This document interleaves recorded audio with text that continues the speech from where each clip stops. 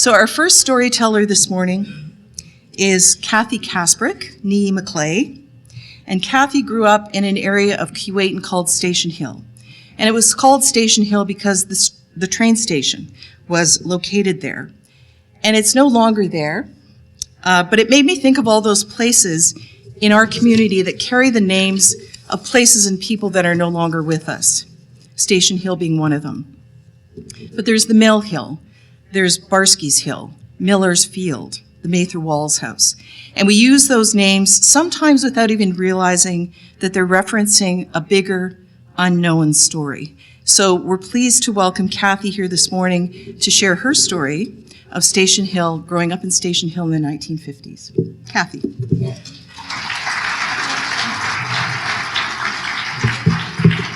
Thank you, Lori. Good morning, everybody. Station Hill is located on the north side of Keewatin, with the Lake of the Woods on one side and the Winnipeg River on the other. The CPR built its Keewatin station at its base, and the hill became known as Station Hill. The main road up and over Station Hill is Government Road. It runs pretty straight from the crest of the hill and descends again by my old house on Ross Street. Government Road then continues on to the original town limits, where it became what we called the back road to Norman. I believe that my childhood house was on the highest point of the hill. Higher up on the rock to the east was a perfect spot to look down on the river below. From there, I could see my Grandpa Forbes's house by the back bridge and my Auntie Bess's house close by his on a little point. Each summer, I could also see the tents of the Indigenous Peoples Fishing Camp on the other side of the river. My mom always bought blueberries and fish from them when they stopped at our house. If I turned and looked to the south, I could see the Keewatin Sawmill, the big Keewatin Channel Bridge, and further down the Lake of the Woods. I had many relatives who also lived on the hill. Both sets of my grandparents had immigrated from Scotland and built their homes beside the river. I grew up listening to their wonderful Scottish accents and words and saying that they used. They called me their wee lassie, potatoes were tatties, turnips were neep. I dinna ken meant they didn't know, and I was looking peely-wally whenever I wasn't feeling well. Many of my uncles, aunts, and cousins lived around the hill too. I spent a lot of time at my Auntie Kate's house during a brief period of time when my mom was not well. She always gave me little chores to do. I just loved mixing the yellow coloring into a pouch of white margarine. That kept me occupied for a good hour, as I knew that my aunt would want that pouch to be a well-blended shade of yellow. My mother related a couple of stories about my first few years. I was born a week before Christmas in 1946, and she said that she didn't send out her cards until she could add my name to them.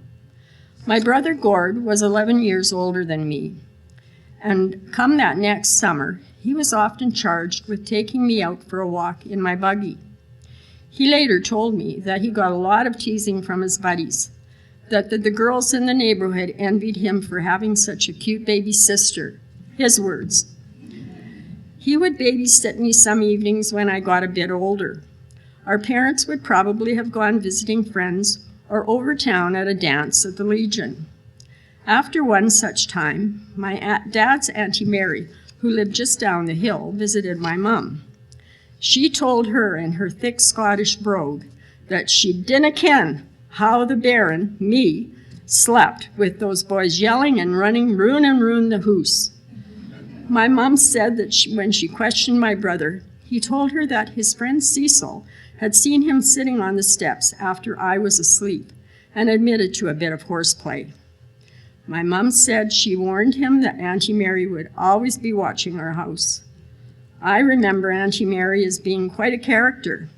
She had two budgies that she called the Mick and the Peep, and just loved talking to them. She also had a hard time comprehending that the weatherman on her brand new television didn't live behind it. You will notice as I continue my story that I use we a lot. My best friend Delane and I did everything together. Our mothers told us that we first met when we were 2-year-old toddlers, living across the street from each other. Sometime in the next year or two, her family moved to the house just down the hill, closer to the CPR tracks and Keewatin Bay. She was 2 months younger than me, so we didn't get to, born in a different year, so we didn't get to start school together. I started school in September 1952, along with 7 other kids who also lived on the hill. I realize now that it was a very long way for a 6-year-old to walk from Station Hill to Keewatin Public School, but there were lots of older cousins that made sure that I got there and back home safely.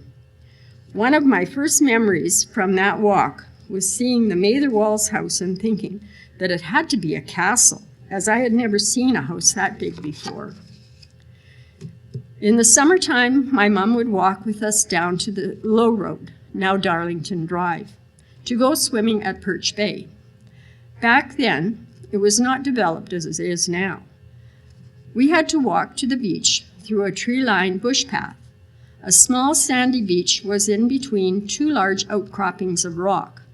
Once in the water, the little kids were not allowed to go past a large boulder in the middle, as there was a drop-off there. One day, a little guy went out too far and sunk in over his head. All the kids sitting on the rocks saw this and started yelling. I saw my mom run into the water, scoop him up, and got him back to the shore and to his mom. I can remember being so proud of her that day. My mom and aunties would go to visit my Grandpa Forbes every Monday afternoon. His property beside the back bridge was great fun for my cousin John and I to explore. Our mums and aunties would play cards with Grandpa all afternoon. Grandpa's usual seat at the table was in front of 2 windows, and whenever he had to light his pipe, he would blow out the match and flick it into a nearby wood bin for his stove. My mum and aunts would call John and I in when it was time for afternoon tea. The ladies all took turns bringing something good to eat. Only once did I sit next to Grandpa, as he liked to stir his tea, and quickly touch a handy person's arm with his hot spoon. I gladly surrendered my spot to John and sat next to Auntie Kate after that. Some years, Grandpa's house would be surrounded with water when water levels rose on the river. When this happened, my uncles would build a bridge for him from his front steps to a large span of bedrock opposite the house, where Grandpa had once fenced in his chickens. My uncles told us stories about how in some years they had been able to row their boat right around the house. My Macleay grandparents lived beside the river as well, on Chicken Point and closer to the back of the flour mill. I believe it was called that because of all the chickens everybody used to raise in their yards. My mom and I would visit them every Tuesday. My Grandma Macleay was such a wonderful, jovial lady. She always wore an apron over her dress and would change it for a fancier one when she knew she was getting company. My Grandpa Macleay would usually take the opportunity to do some errands over town while we visited Grandma. Sometimes I would meet up with my cousins and go to the park that was close by. There were swings, monkey bars, a sandbox, and a large field for playing ball. When I was called in for the afternoon, Grandma always had a basin of fresh water and nice-smelling soap for me to wash my grubby face in and hands in. She always had some of her delicious cake or cookies to eat as well. There were 2 ways to get down to the park near my Macleay grandparents' house. My Auntie Kate and Uncle Bill Maclean's house was located down a lane off Government Road. The lane was where a bush path began that led down to the park and the homes on Chicken Point. We would often explore the area west of the path. It was full of Saskatoon chokecherries and pincherry trees, as well as blueberry and gooseberry bushes. We would usually pack a lunch and have a picnic on the rocks down by the river. This is now the residential area named McLean Avenue in honor of my aunt and uncle. The high rocks in front of Delane's house were ideal for sitting and watching the trains go by. The spring of 1955 saw the launch of the new CPR transcontinental passenger train, the Canadian. It had dome cars on it, which were so much better for us to see the people on the train as it went by our vantage points on the rock. We liked to wave at them and were so thrilled if they saw us and waved back. We had by then been allowed to go across the tracks, and we sometimes would walk them as a shortcut to get to the bridge and over town. We first had to make sure that all the tracks were clear. Many times there were boxcars on the siding, loaded with flour from the mill, waiting there to be picked up and taken to Montreal and then shipped overseas. We would listen carefully for any train whistles and would even put a foot on the rail to feel any vibrations from oncoming train. If all was clear, we would hurry across and head down the slope to explore the bay below.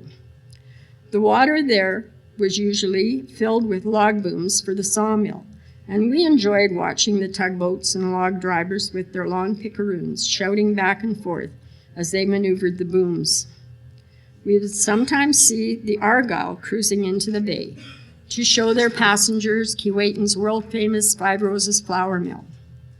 We would then walk the shoreline all the way to the CPR station docks, picking up shells and other treasures to take home. One day I fell jumping from rock to rock and to avoid the stinging nettles and broke my arm. That limited my exploring for the rest of the summer. To the east of my house was another wooded area that was also good for building forts. We would spend days clearing out spaces, piling rocks and wood to make a playhouse. My mom could always be convinced to give us an old sheet for the roof. We had great fun until the next time it rained. Dolls, play clothes, and dishes were then all dragged down to Delane's house in her dad's garage. We were constantly moving everything back and forth all summer long. There was always a bunch of us kids looking for something fun to do during the summer. Quite often we would decide to play hide and seek. I can remember looking for a place to hide and ended up in my cousin Betty's yard. I was quite familiar with her yard, as I would often go there with my dad when he was fixing something for her. I also knew that Betty was at work at the post office. Well, we all decided that it was a great idea to pick some of her pretty flowers, and I took a bouquet home to my mom. She asked me where I had gotten them from, and then had I asked Betty for permission to pick them. She made me take them back and apologize. I was so embarrassed by my behavior that day that I learned a valuable lesson. Never venture into private property without permission. I had my share of mishaps during those years. Bruises, cuts, scrapes, and that broken arm. One late fall day, a group of us were gathered around a recently dug hole for a new telephone pole. After much debating about who should test the ice in the bottom, I bravely climbed into the hole and immediately broke through the freezing water, fell in, and was completely soaked. It was a good thing that I didn't have too far to run home. My mom quickly stripped off my wet clothes and got me into bed with a hot water bottle. She told me to stay there until my teeth stopped chattering. Another lesson learned the hard way. We would all be excited for Halloween night. The only restriction we had was not to go across the tracks and bridge. We would plan our route, going first to the houses that we knew gave out candy apples. We knew all the houses where we would have to sing for our treat, which was pretty much all of them. So we had some songs prepared as well. I can remember those horrible rubber masks that we had to wear on with our costumes. They made our faces so hot that we only pulled them down just before we knocked on doors. We had old pillowcases for our treats, and all those apples were pretty beaten up by the time we got home. Winter nights, after supper, we would all meet under one of the streetlights and play various games. Mother May I, Simon Says, and of course, hide and seek. There wasn't much traffic back then, so we would take over the whole street. When the weather turned colder, we'd dig out our sleds and toboggans and find a hill to slide down. Some nights we'd walk down to the rink for public skating. Our skates would be frozen, so we'd hold them up to the heat registers to warm them up. We usually couldn't wait to get out on the ice, so we'd put them on anyway. My dad never owned a car. He and most of the men living on the hill worked at the flour mill and could walk there. My mom did all her grocery shopping in Keewatin at Scott's store and Bert Howard's Central Meats. She'd walk to the stores, select her groceries, and they would deliver them to our house in the afternoon. I would usually pick up our mail at the post office on my way home from school, but my mom would go there on her shopping days to mail letters or send a parcel away. We had the convenience of catching the town bus just a short walk from our house when we needed to go to Kenora. We also had a milkman who delivered to the door every day. My dad would order a case of beer from the Brewers Retail in Kenora and have it delivered as well. I remember my mom calling Mr. Harkins to come and repair our radio. It was in a big cabinet with a record player under the lid that opened on the top part. Mr. Harkins would walk from his house over town and up the station hill with all his tools and extra tubes in a shopping bag and would get our radio working again. We didn't have running water until I was around 10. Up until then, we had a water barrel in our kitchen. My mom would phone the town office whenever we needed it filled. My Uncle Gordon drove the town water truck, and he would bring the water hose right into the house and fill up our barrel.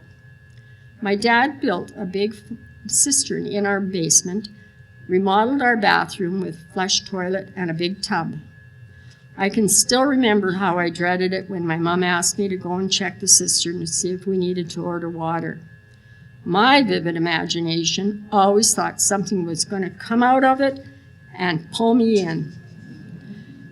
My friend Tom delivered our Winnipeg Tribune.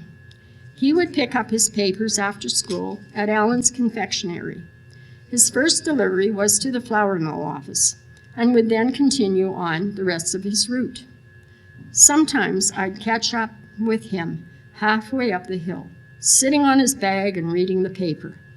I knew that something had probably caught his attention in the newspaper, and he just had to read all about it. I also knew that stopping to read would make him late delivering our paper at the end of his route. He would always knock on the door and apologize to my mom and compliment her about the wonderful smell of our supper. Needless to say, Tom would always leave munching on something my mother had given him to save him from starvation. Her words. My mom sent me on many errands around the hill. Everyone tended to borrow things because we were not that close to the stores. I was usually sent to either pick up or return things. I never minded this because as I would usually come home with a treat of some sort. My mom did a lot of baking for a friend that had very bad arthritic hands, and I would deliver it to her.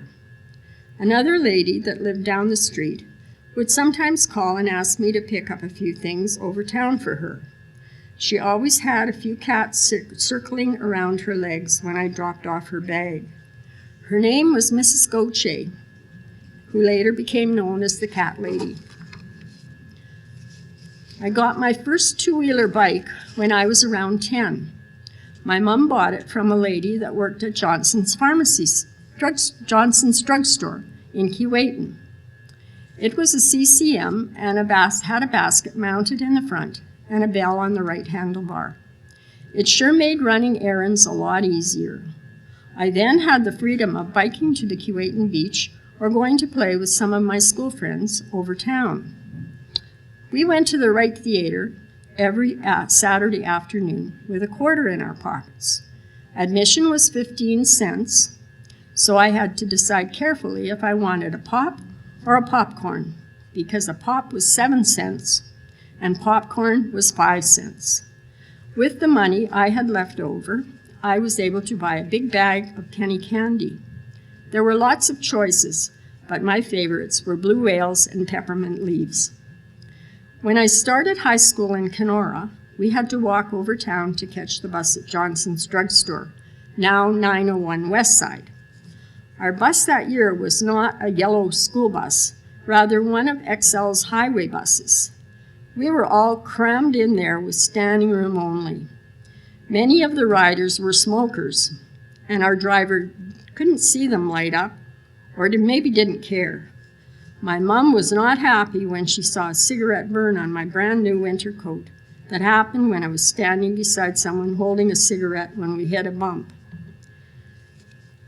Getting older meant spending less time on the hill. There were always after-school activities to attend, dances at the Memorial Building, watching hockey games at the rink, and having jobs in the summer. Delane and I got our first summer jobs at Sun Valley Lodge, which was located not too far from Keewatin, on the Mackenzie Portage Road. We cleaned cabins, the rooms in the lodge, and served dinner to the guests. We lived there and worked 7 days a week for the entire summer. We had no days off, but if we finished our work, we could have the afternoons off before coming to the kitchen to help prepare dinner. We were allowed to take out one of the rowboats and would often come back with a sunburn and a bouquet of water lilies. We quite often arranged for a ride to go to the dance at the Memorial Building on a Friday night, and sometimes we would walk to Queens on the highway for a pop and fries, just to get away from the lodge for a while. I met a lot of nice people that summer, and I also learned some good work ethics, I sure missed being at home on the hill. These days, all the houses on the hill have new owners. My Macleay grandparents' home on Chicken Point was torn down to make way for the new houses along McLean Avenue, and my Grandpa Forbes' house was also demolished to make way for the new Darlington Bridge. My cousin Gail built a new home further up on Grandpa's property, and her daughter lives there now. I do feel that my grandpa would be happy to have a relative still living there beside the river. I have lived my entire life in Keewatin in a few different neighborhoods, but many of the best memories that I have are of when I was growing up on Station Hill.